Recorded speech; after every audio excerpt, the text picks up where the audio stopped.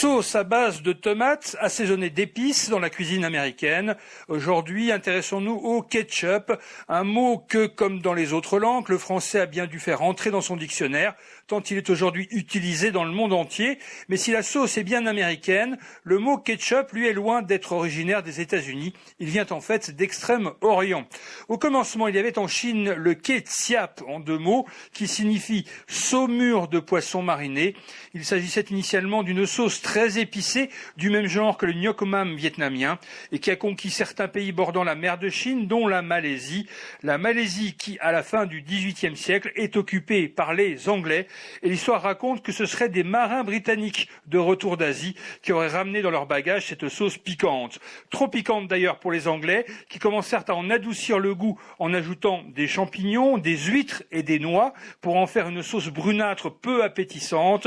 Et c'est en arrivant en Amérique avec les premiers migrants qui furent ajoutés des tomates et du sucre. Le tomato ketchup était né et un certain Henry J. Heinz fut le premier à en produire de manière industrielle aux États-Unis.